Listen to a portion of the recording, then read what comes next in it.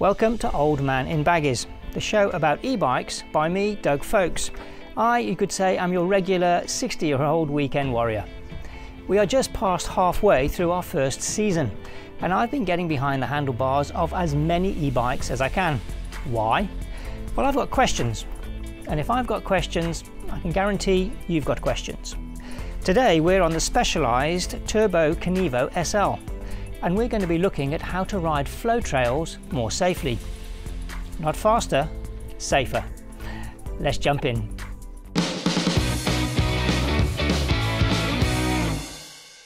So today I've come out to Plaisir de Merle, which you might have recognized from one of my earlier videos where I was riding the Scott.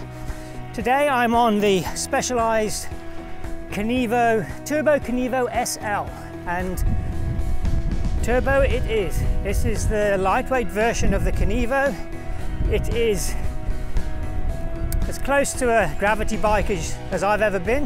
It has 170 mil of travel on the front, and it is a beast.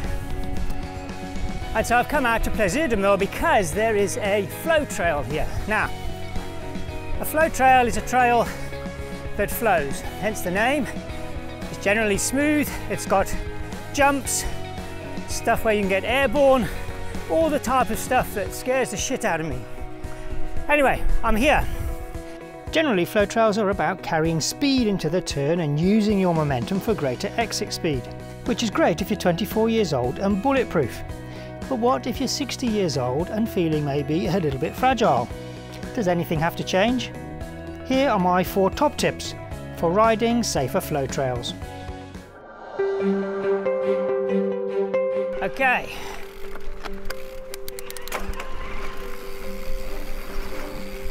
I must admit I am really quite nervous because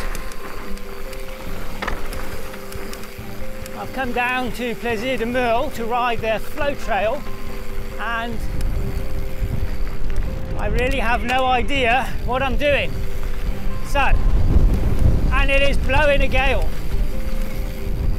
So this is what a man with no talent looks like, having fun on a flow trail. Safer basically means slower, so if you scrub off too much speed, you can use turbo mode to get yourself rolling again. Always stay in control. Brake before the turns and in a straight line.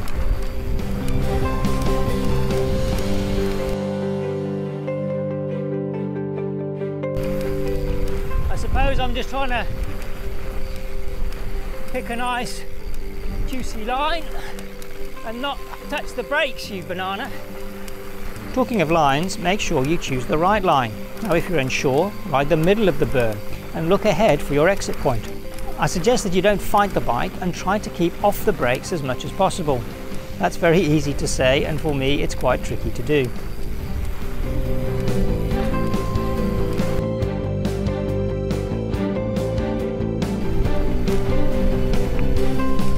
Use your body, your arms and your legs like a sponge. Absorbing the jumps will definitely minimize the amount of air that you get. You can still go quick, but the tires will be doing what they were invented for. Remember, the brakes don't work when you're airborne, however hard you pull on them. I'm sure someone with talent would have jumped onto that bit. Not me.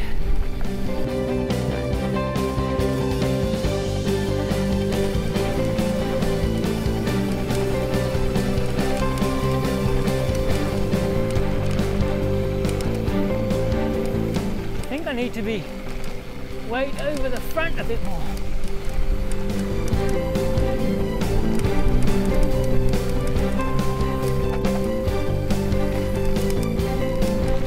Lastly, only start being adventurous when you've had a couple of runs. The Kenevo is awesome, and I quickly felt much more confident, venturing even to get a little bit of air.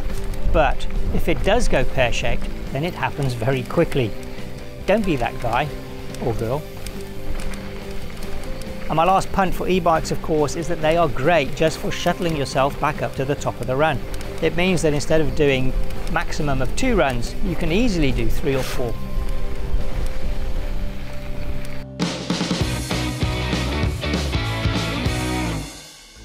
Summing up my time at Plaisir de Merle, to be honest, I wasn't quite as scared or worried as I had imagined. The learning curve is pretty steep. The big travel on the Specialized Kenevo meant that I could let the bike do most of the work, and I felt very safe. So why not? Grab yourself a handful of suspension, a motor to get yourself to the top of the run, and drop in. Thanks again to Specialized for lending me the bike, and I'll see you next time.